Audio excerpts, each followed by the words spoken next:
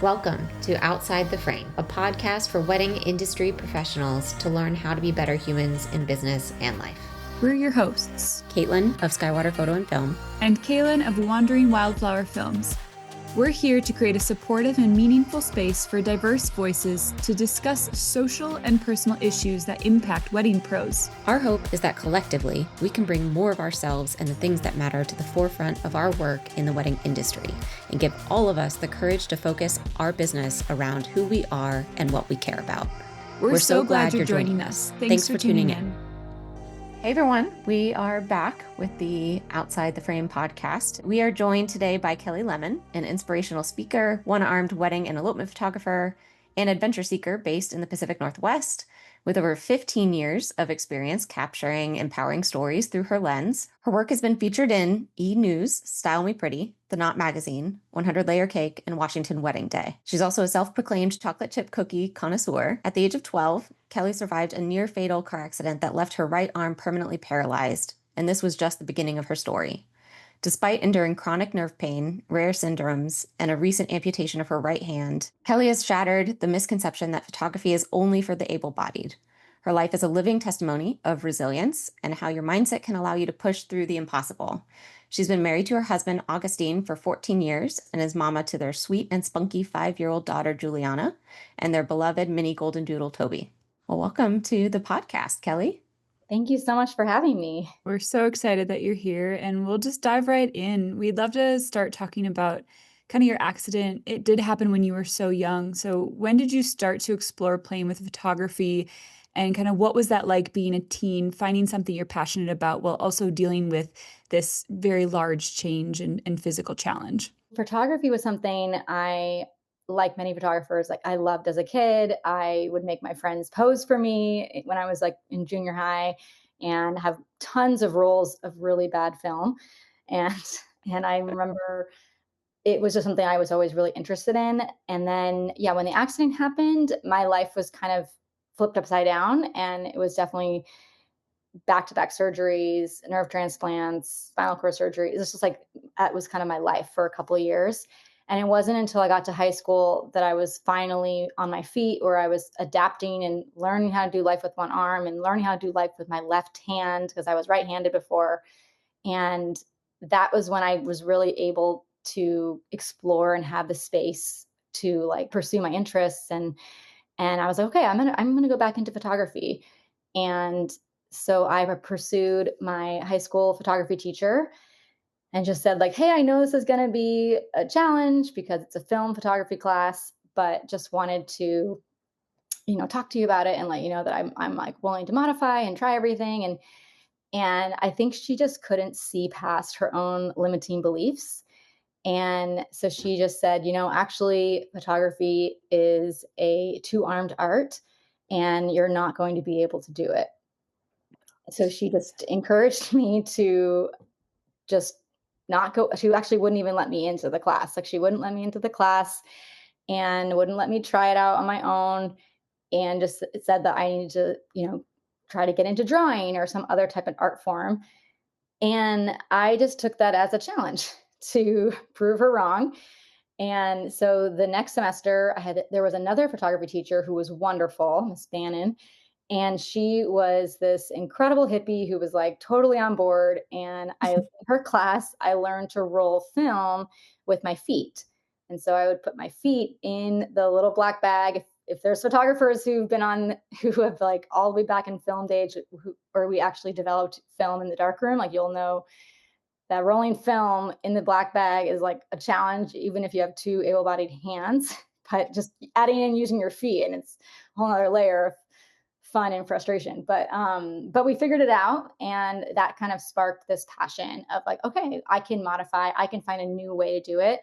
And my passion just grew from there. That's incredible, especially considering it wasn't until recently that I even thought just how so much gear these days, even changing all the settings, is with, the right hand in mind. So rolling film, I can't even imagine how that is. Yeah, I don't roll film anymore in the darkroom. I'm glad I did it. I could do it if I was back into the darkroom space. I studied photography all through college as well. So I had a great professor that we had to shoot everything manual.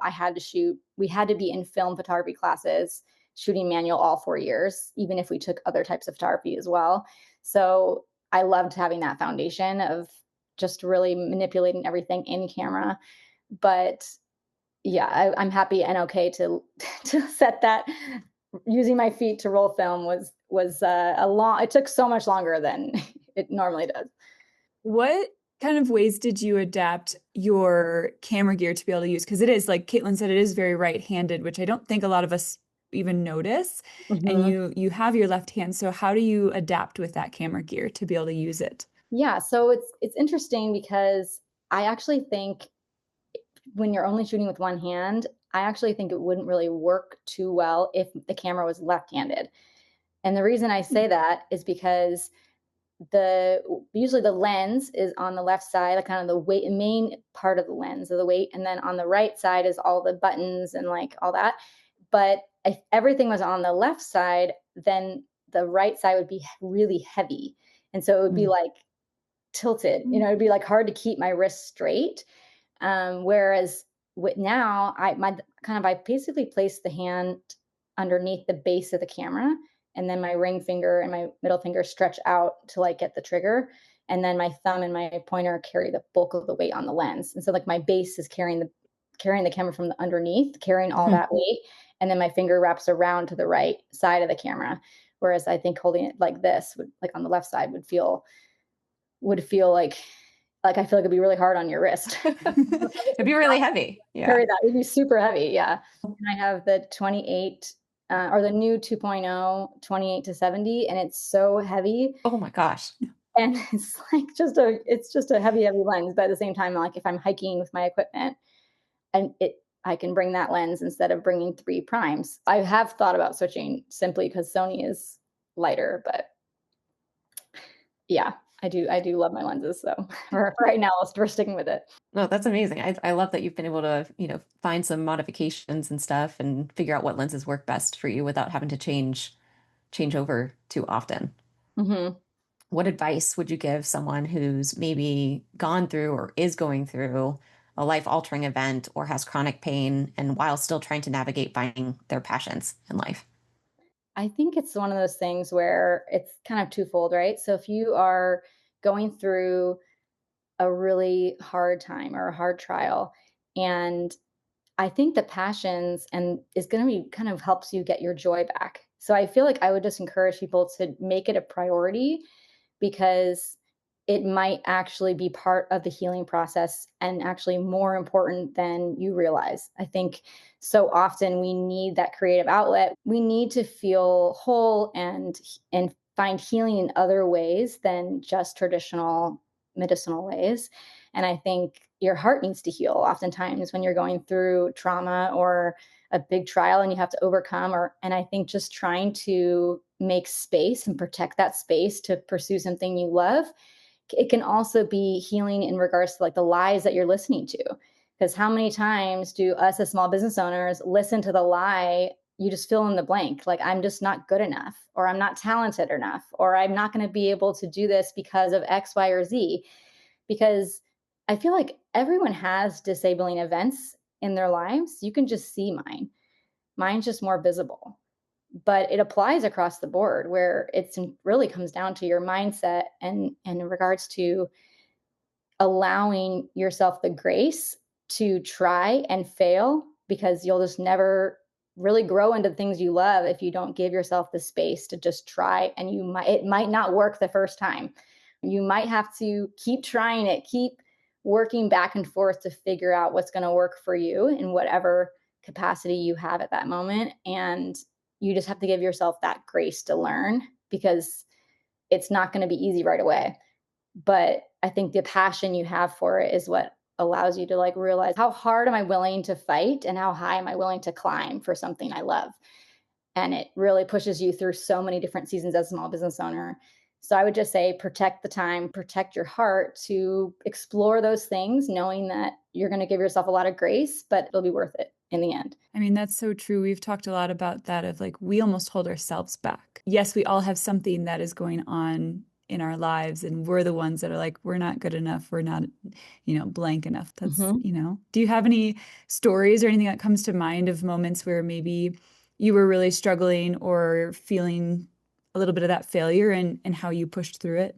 This is actually something I didn't think I was going to talk about today, but this is a fun story. So, I lived in West Africa doing documentary photography shortly after college. And we had visited this really cool elephant sanctuary in South Africa. And I was like, I want to do a styled shoot in South Africa, but I have like 5 days and I don't know anyone. Like I don't know planners or floors. And I was like, but I just read this book that was all about like just try, like just go, Mm. like it doesn't hurt to try. And so I was like, okay, the chances of this working out like are like 2%. Like this is just gonna be, and but I was like, you know what? It doesn't hurt. So I like called and I went to meet the owners of this elephant sanctuary and asked them if I brought models, could I photograph them with the elephants? And like this whole thing. And I like reached out to a planner. I was like, I know you have no idea who I am, but like, so it all came together and it was the most amazing styled shoot. We had a chef who brought in foods that represented local tribes and like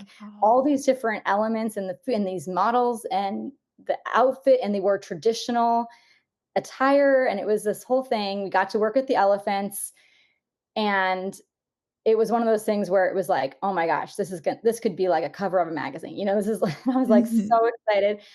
And a couple days later, I got robbed. Mhm.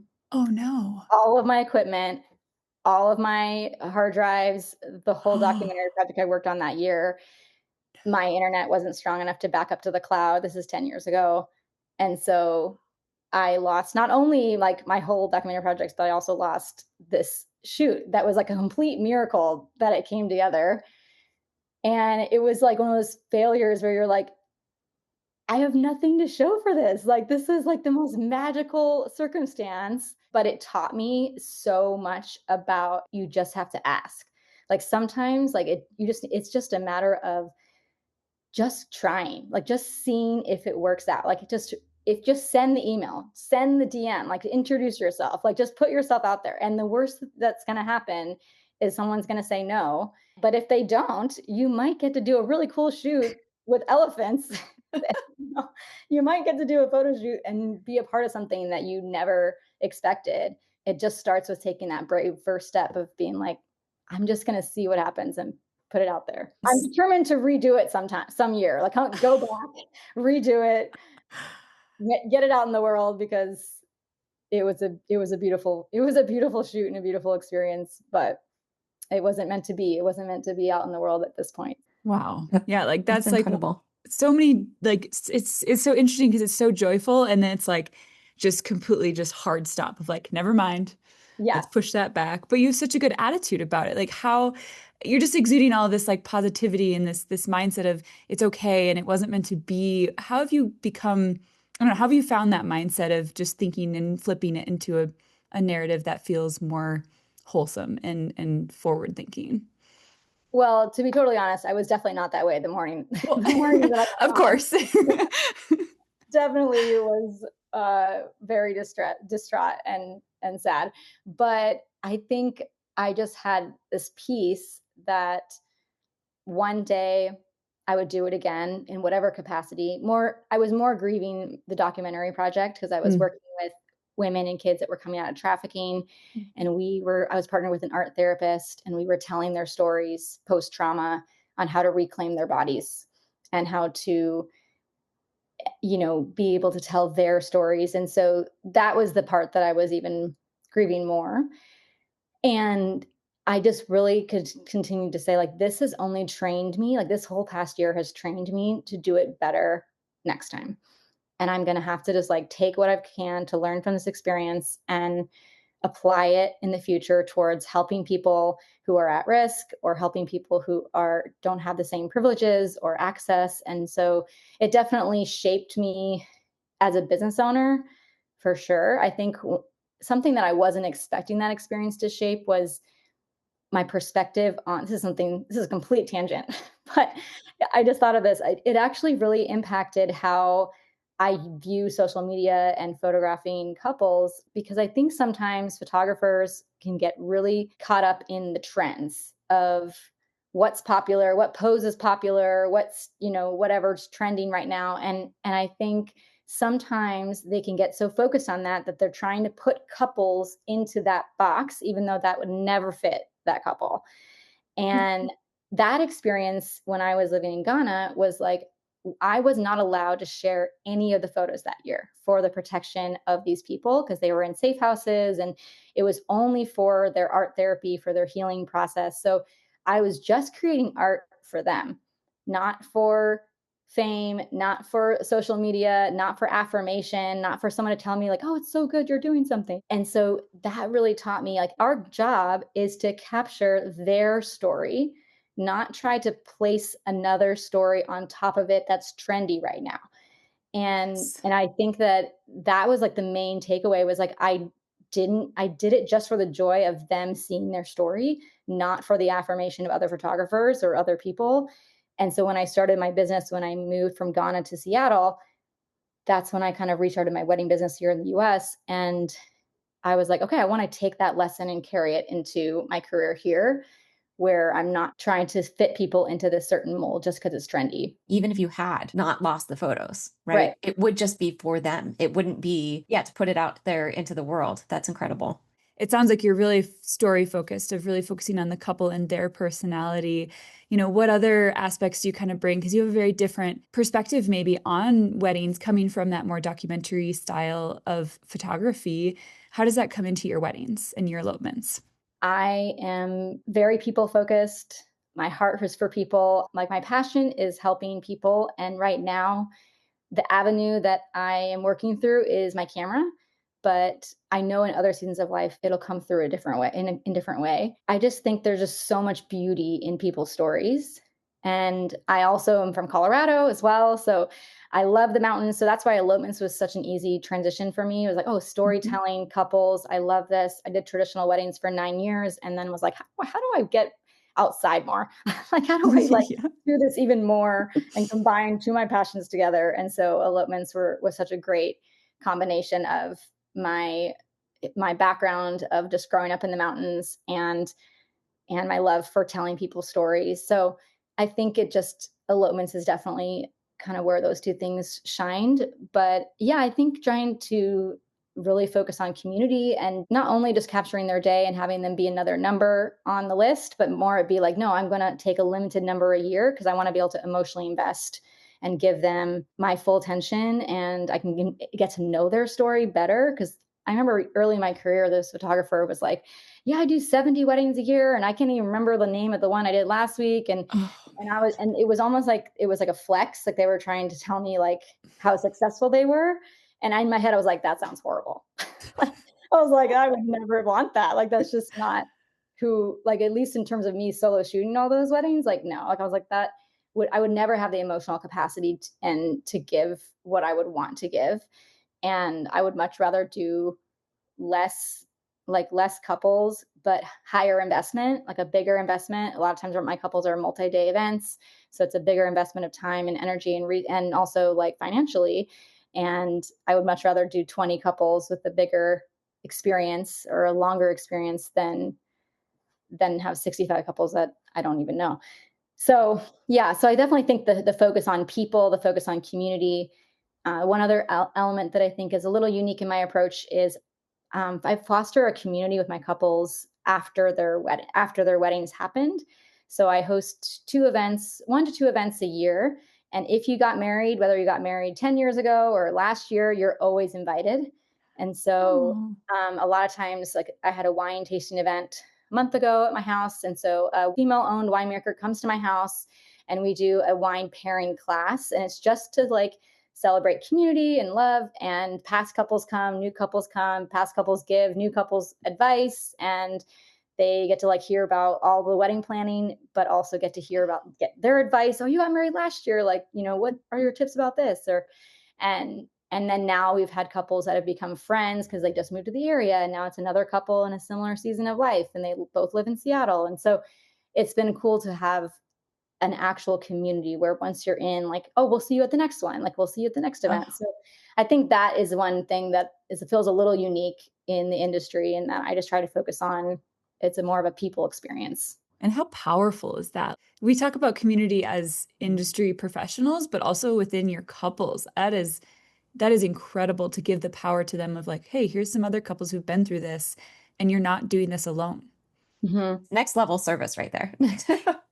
I was like, okay, how can I bring all these people who I loved selfishly, I just love seeing them together and I love seeing them more continuously. And then from a business side of things, you're also putting yourself in a position where you're front of mind every year. So when their friends are getting engaged and their friends are getting married, like, I have had friends who are like, oh my gosh, I saw, like I watched your stories, because in the summer we usually do like a sailing event in the summer. And so that's something where people would see the stories, and then when they got engaged, they're like, I can't wait to get on the sailboat, and like, like I want to like I want to like be in the community, because like my other three friends have all booked you and they're in the community, and now like we're going to be able to join in those events too. And so yeah, I just thought it would be something unique and a way to celebrate, but also from a business standpoint, they are marketing your business. It's giving them something to talk about in terms of how they're talking about, you know what they did this weekend. Oh, I went with my photographer on a sailboat. And you're like, your photographer? But you got married like 3 years ago. You're like, I know. Like, I don't know. Still get invited. And so then it just like it brings you back up into conversation. And I found that the investment has been worth it. So yeah, it's been fun. And selfishly, I just love bringing them all together because they're beautiful. So Yeah, I feel like that probably changes your perspective on your own work because now you're almost creating community from the work you're doing, which is such a really special thing because we don't get that with all of our work. Sometimes it's okay, you do it and then you never talk to that person again, or maybe you see them on Instagram, but now you're like, these are people I see every year or every couple of years. That's really incredible. yeah, and I think it really has developed into something beautiful where we've done some like giving back campaigns recently. And like I think and this is going to segue, I think, really into some topics I know we want to talk about, but I think sometimes when you are really open about the things that matter to you, you find couples that align not just in your photography style, but they align on your values. And so I have found that the couples that I get to work with, we feel really aligned in the values, because I'm pretty open about a lot of my story, and it's like if I'm either a great fit or I'm not the right fit. And that's great because I want to repel the people who are not the right fit and attract the people who are like, that's me. That's what I want. Like that's the experience I want. And I think it was like recently we did this giving campaign for a local single mom, and like all of the clothes that were donated to help this family, every single person that donated was a past couple except for one person. And Oh. it was just like they just pooled their resources, or like, some of them have kids, and so they're like, I have clothes I can donate, I can help out this single mom. And so now it's going beyond wedding industry. We're a group of people who have shared common values, and it started with your wedding journey, and it started with, because even in the process of planning their weddings, I asked them, are you open to receiving like advice and feedback on ways that we can make your wedding more sustainable, or like ways that we can make your wedding experience, more inclusive, and I think so those type of conversations based on values are happening early on, and then you develop these friendships, and it kind of develops this deeper sense of belonging and a deeper friendship based on things that we really care about. Yeah, that's amazing. Is that, the focus on values, being more upfront and honest about your story, your business, building those connections. Has that always been a part of how you ran your wedding business, or is that something that changed over time? I would say I got more confident over time.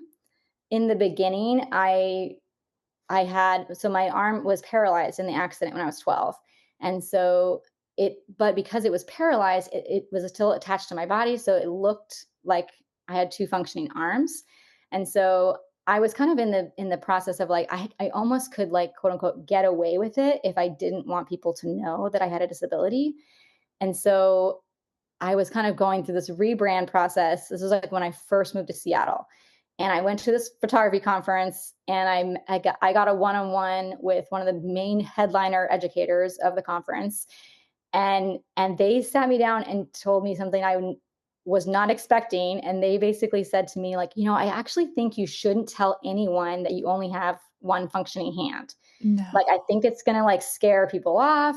It's going to like tell people that, they're going to get freaked out that you're not going to be able to photograph their wedding. And so like, I think you should just like, they'll figure it out like once you're under contract and like you can talk to them then. And I was Oh. like, so anyway, so this is their whole thing was like, don't talk about your disability. You're going to scare everyone off. And I think hearing some advice that was that clear, it sounded so wrong. I was like, oh, no, no, I'm not going to do that. So they almost was like, from there, I started putting on my Instagram a one-handed wedding, like Mm. very clearly one-handed wedding photographer. Cause I was like, if like, I'm like, I'm just going to not receive that advice, even though like they're super successful, all the things. I'm like, that's not my story. I want people to be able to see my work, fall in love with the work, know that I do it with one hand, and that just encourages them in their perspective in how they view their hardships, and encourage them, if it's the right couple, like it'll attract the right couple, right? Mhm.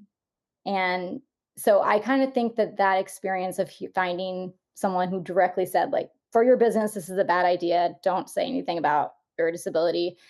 And yeah, so that was interesting. So recently, I amputated my right hand. So my right arm, like I said, has been paralyzed for 25 years. And it just was in this past year that I decided to amputate the basically like my forearm down to my right hand.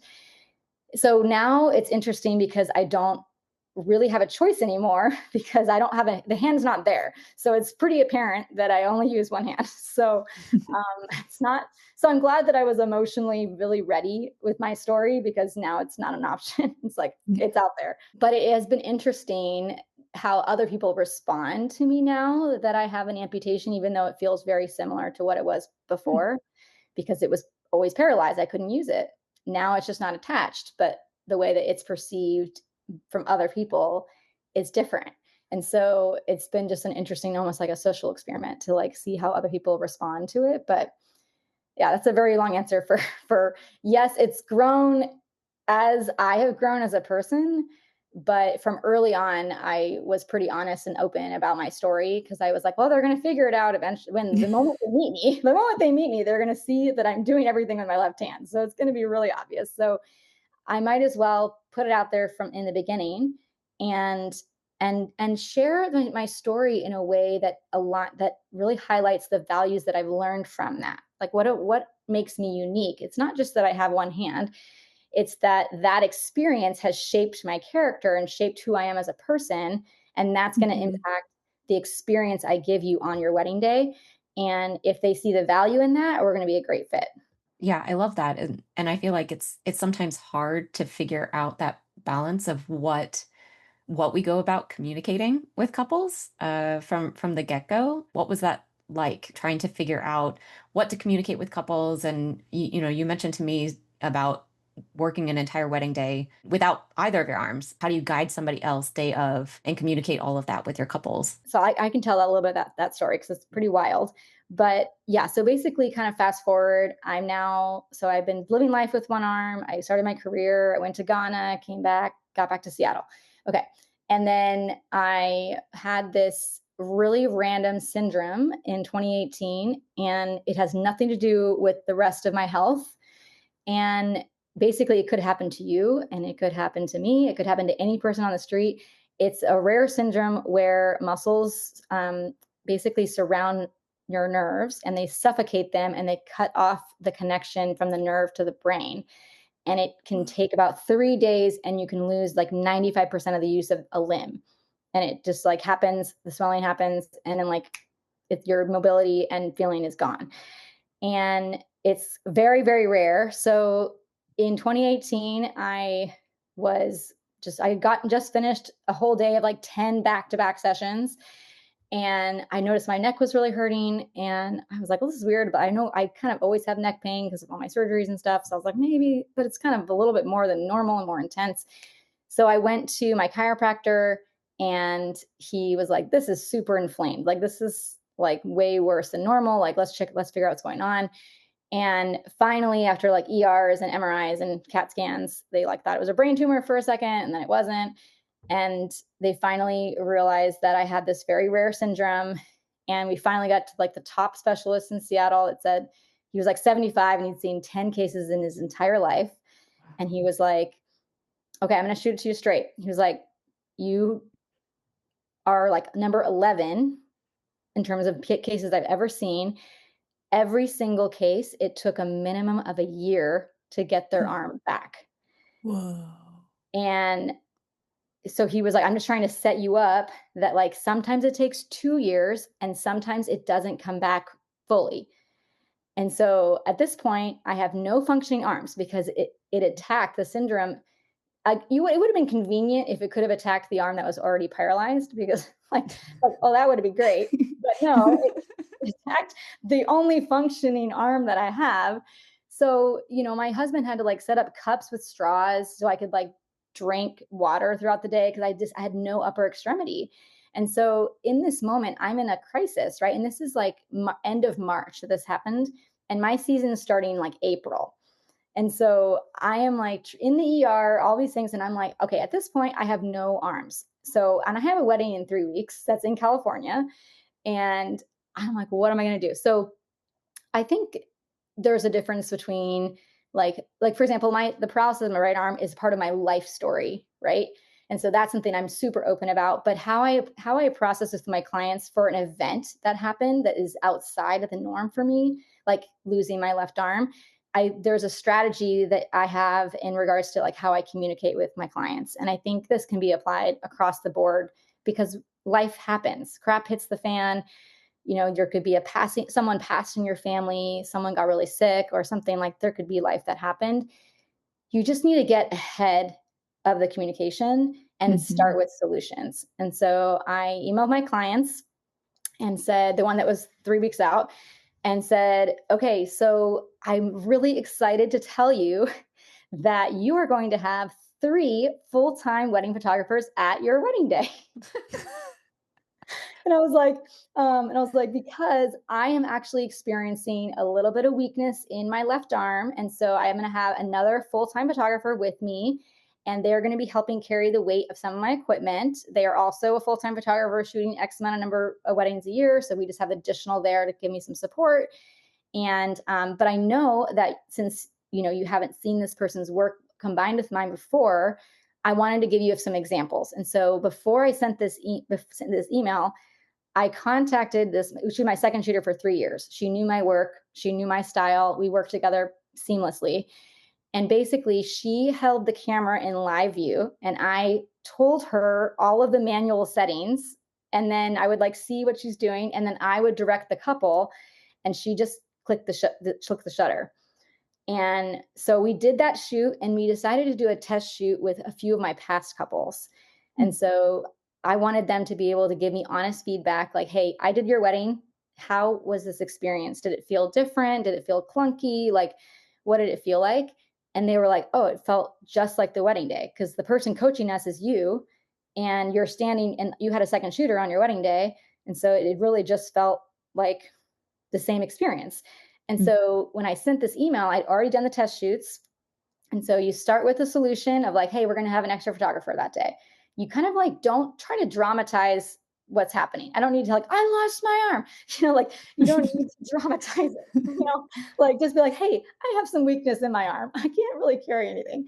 I didn't say that. I just said I have some weakness in my arm. I just need some support carrying my equipment.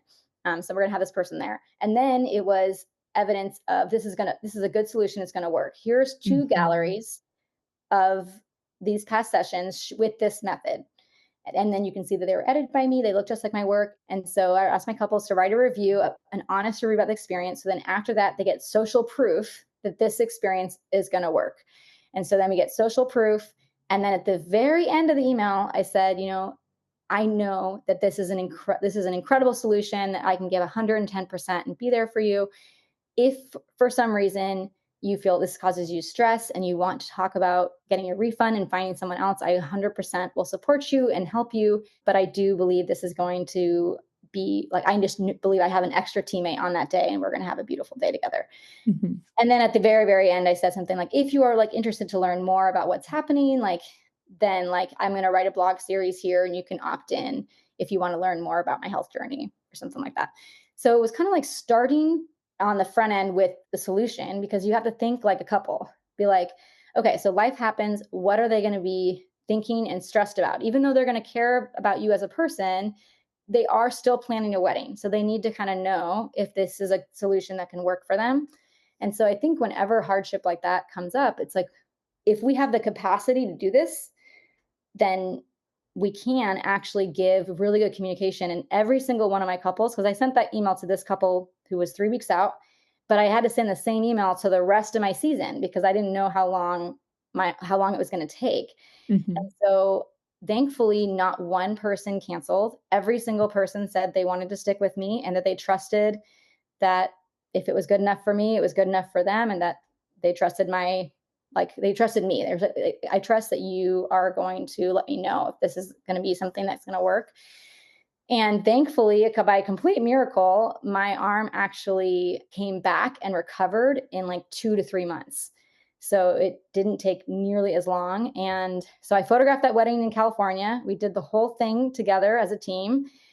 And by the end of the day, I feel really good about the gallery and the photos that we delivered. And the bride came up to me and was said, like, hey, I'm so sorry that you're going through this, and I want you to get better. But she was like, I just wanted to let you know that when I got your email, that I didn't stress, because I Mm. trusted that you were going to take care of me.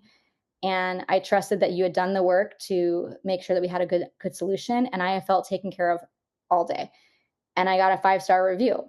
And so we still are able to find a solution and take care of her in that sense. And so each scenario is different. Not every scenario is going to have, you have to also think and make sure that you can protect yourself too. Like, we're humans. Sometimes you're not going to have time to do test shoots before sending your emails to client. Thankfully, the rest of my season, I was able to shoot with my left arm again. It came back. I was able to be able to do the rest of my weddings that year by myself.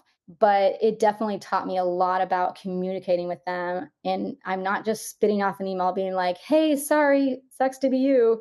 This crisis happened in my life. So I think it's just something to think through, is start with solutions, answer questions, don't dramatize or give more details than you need to. Yeah, I feel like that honesty is super helpful. It's a way to build trust from the very start, which is exactly what I was thinking of when you were talking about the educator that told you to try and keep that hidden until it was absolutely necessary in their mind to tell people about your arm. And I feel like being open and honest about that from the get-go actually builds that trust, like right from the start, before they even reach out and contact you. Yeah. And I do want to make a note, because we can have this conversation. Like, I have chosen to share that part of my story, and it's something that I am passionate about. I want to encourage others. I want to encourage people with disabilities to think like, hey, you can do this. Like, I want to give them something to like look at and say, like, you can push through the impossible. You can decide not to listen to your teacher and write your own story. I want to encourage people in those spaces. But I also want to say, if you're someone who's chosen to keep some parts of your story private for your safety or for whatever feels right for your heart, that's also an empowered choice. And there's no right way to do it. It's more of like, I just want people to know you have the option to share your honest story, and people will find you. Like, the right people will find you. Because I think some people don't share it, not because they feel empowered in the decision not to share it, but it's just they feel like they can't or they shouldn't. And I just want to kind of go against that and say, like, no, we should be able to embrace your honest and real story and trust that people are going to want to celebrate with you, and will find you. And do you feel when you're living in that truth that things almost fall into place the way they should, or like things are better that way? Oh, definitely. Now I feel the more open that I am about my values and my story, and it's not even just my story of having a disability. It's also my values, things that I stand for, things that I feel like I'm passionate about, and things that about loving other people and taking care of the environment, and things like that. The more vocal I am about the things that really matter to me, the more I find that couples that book me are even more aligned, and it just brings that much more passion to my work. Would you guys agree with that? I know that you both are beautifully expressive in how you guys share your values. So what do you think? We've talked about it in other episodes. Like, this is a conversation and a theme that continues to come up over and over again, that the more we are open about the values that we have with our couples, with our friends, with whatever, the more community that comes to us that fits that value. And then just our work is better, the experience is better, like everyone's happier. And it's an ongoing journey, right? It's something that we've talked about, that everyone's going to figure out what matters most to them over time. It's not something that just like kind of like, you wake you wake up, become a business owner, and immediately already know all of your values, and you know how to explain that to the world, and you know how to use that in your marketing. Like Right. it's not something that just like happens instantaneously. It's something that we're continuing to talk about and continuing to explore with everybody on this podcast. It's something that I've done over time. It's something that Kaylin's still working through since she's, only a few years into her business. So I think it's really helpful for people to see how it's possible to weave in your personal values, things that you care about personally, your personal story into your business, and that it doesn't have to be so separate, or that you should be afraid to share your story or speak your piece. Amazing. Just, Kelly, like, thank you for being so vulnerable and open with us through all of this. I mean, we had questions and we hit all of them, but then also like we were bouncing around and then new questions came up.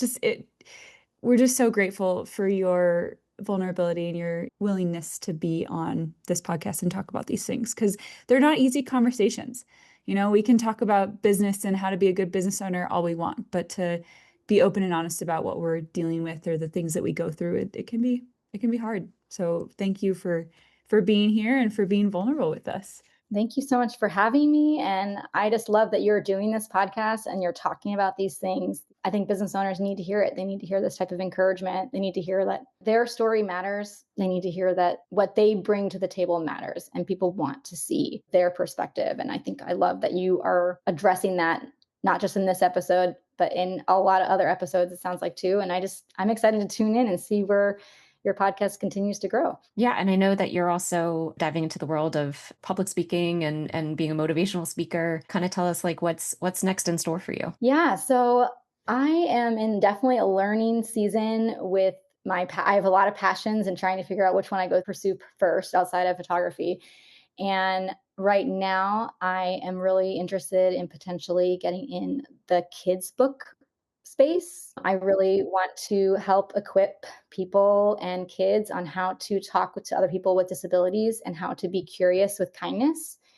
I think that a lot of times in the past, I think, especially how I grew up, I don't know, you can tell me if you guys can relate to this experience, but think about a grocery store as a kid. You would meet someone that potentially was in a wheelchair or had some kind of physical disability that was visible to you, and you start asking questions. And then your parent is like, okay, be quiet, be quiet, be quiet. And then they like try to shut you down, and then they rush you out of the aisle because Mhm.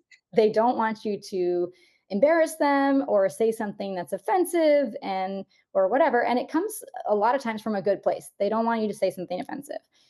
But what are the kids learning in this space? They're learning, whoa, when my mom saw me try to interact with this person, she shut down, she got anxious, and she ran away. So I am taking away that this person must be scary, or this person must be unsafe, or this person must be not someone I should be interacting with, someone different. So we're not actually teaching our kids how to be respectful and kind with a mind that wants to grow and learn about other people's experiences if we just shut them down. And so I want to write a kids book that is representation for kids with disabilities, so that the hero of the story will be a kid with a disability, and it'll probably be an upper limb difference. One, because when I was in the process of talking to my daughter about my amputation, trying to prepare her for that, it was really Mm. hard to find books specifically that had characters with an upper limb difference.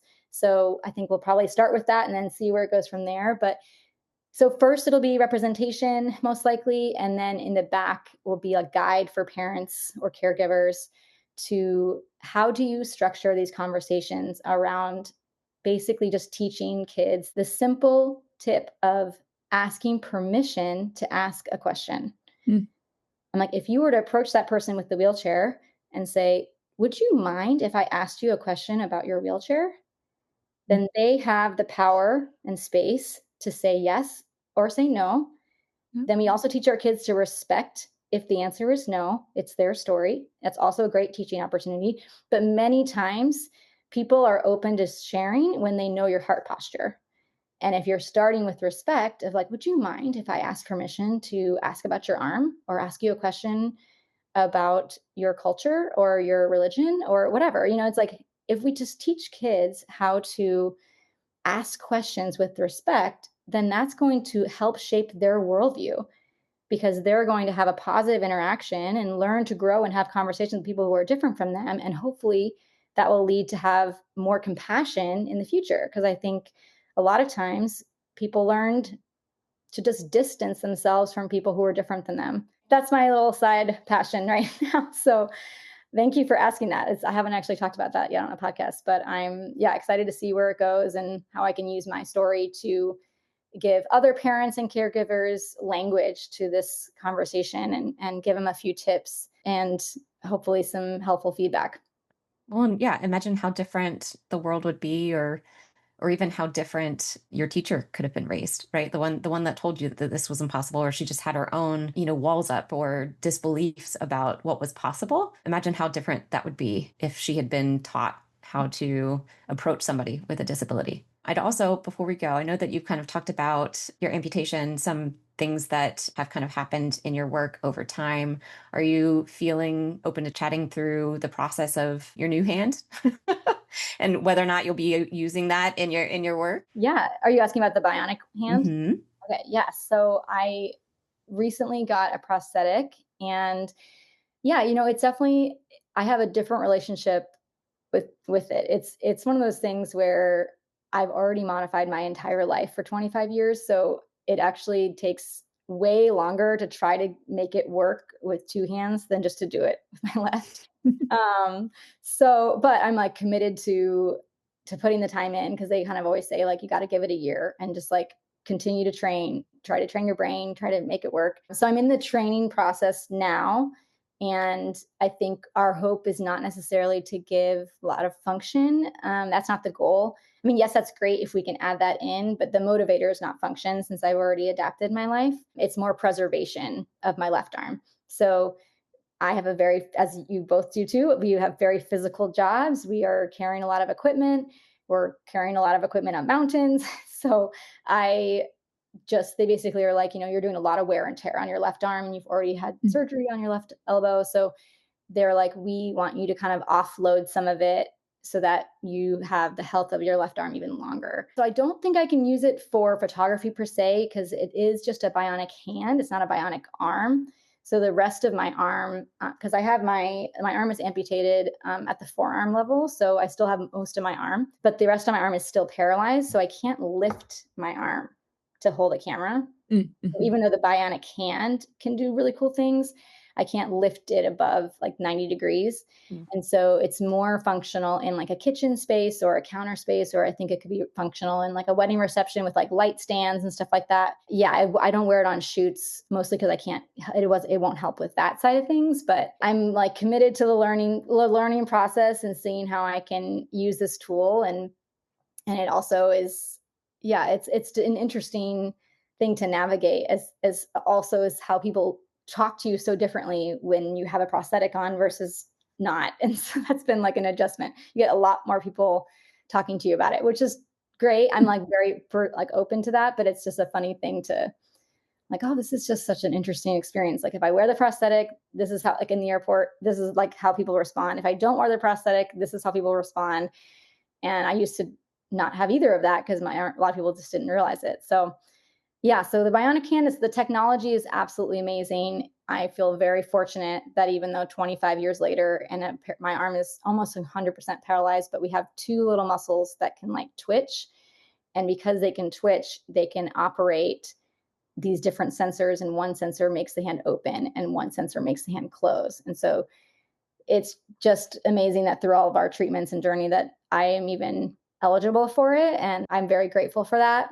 But to be totally honest, it's a huge learning curve. So I have a love hate, because it's a lot of extra training to, and I honestly, it's almost comical. I think through, I'm like, how does someone with two hands do this? Like, I can't remember, because it's been like 25 years where I've always just done it my way.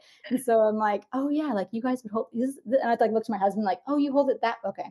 Like I don't even know how to like, yeah, I just have forgotten because I'm so comfortable with how I've modified things. It's going well, so thank you for asking. And we're just in the learning phase. It's only been a couple months since I've had it. Yeah, I think that's great. I think, probably like the only last question I have is just that leads into this other idea of just, yeah, preserving your health and strength in certain ways. And it doesn't even really have anything specific for, people who do have chronic pain or aren't fully able-bodied, but anybody out there. Do you have any advice for people who, in the industry, right? It is such a demanding job. It is such a demanding industry, not even just for photographers and videographers. Do you have any advice or insight as far as keeping up that motivation to stay healthy and fit? I would say something that really has helped me in my journey, because I went through surgery in February and wanted to make sure I was like ready for elopement starting early April. So I'm very thankful that a lot of the work done before then had allowed me to recover faster. So for me personally, making sure that I'm weightlifting has been really important for my health, because I really needed to like focus on certain muscles and push them and strengthen them, so that I can be more physically equipped to jog up mountains with heavy backpacks. And it's going to be something that is going to be very custom to each person and their capacity. But I would just say focusing on making your health in whatever way you can and your fitness a priority, because it is something as photographers, like we, even if you're just in traditional photography, like if you're just doing traditional weddings, like you're still carrying your camera around your neck for 12 hours. Like, you're still on your feet for a really long time, running around, so I think just realizing how much better I feel in the seasons that I feel stronger physically, like after a wedding day, I feel so much better the next day than on the day on the years that I kind of put that on the backseat and like didn't actually make it a priority. I definitely felt it come wedding season. And so I would just encourage you to like make it a priority. For me, weight training has been most helpful, is and to do like intervals, kind of those a couple times a week in between sessions and things. But I think there's so many factors to like, sleeping well, I didn't drink enough water for years. And that has been like my recent thing this past year, is like, how did I survive on like 30 ounces of water a day or like something ridiculous? So I'm like, so I'm now drinking a lot more water, and that's been really great. And I'm like, amazing. It's like, so if you want to start with anything, start with just drinking water, because apparently it's huge for your health. And I didn't do it for a really long time. So Yeah, it's always the small things. Like you don't have to make big leaps, big changes. It's like just the little things to maintain and to keep yourself going. I think the main thing is just move your body in the way that feels good for you. Like if you just build that into your rhythm, move your body in the way that feels, within your capacity, in the way that feels good for you. Build that into your priorities of things that you do, that you must do. And when you build into that rhythm, you'll find ways to be active that you love. And that's a huge part of it. Find community and find someone to do it with you. And I'm so driven by people that I needed that. I'm like, I need to find a group who I can like talk to and who can keep me accountable, because if it's just me by myself pressing play, that's not going to always happen. So set yourself up for a good wedding season or a good elopement season or whatever you have coming up, but set yourself up. You will be happy. You will never regret it later if you're like setting yourself up, and it'd be just, yeah, and a bit more active, a little bit stronger. Absolutely. I love that. Yeah. Thank you so, so much for coming on, telling your story, hopefully inspiring some other people to do the same, and hopefully also find ways of being more honest with their business, with bringing their values to the forefront of their business. So I'm so glad you were able to join us. Yes, thank you so much for having me and for navigating this beautiful conversation. We got to talk about a lot of things that I've never been asked about on a podcast before. If you want to learn more about Kelly, we will have some more information about her business and hopefully an upcoming book eventually. We'll include that all in the show notes below, and you can follow on Instagram or just follow along with our journeys, and we will see you on the next episode.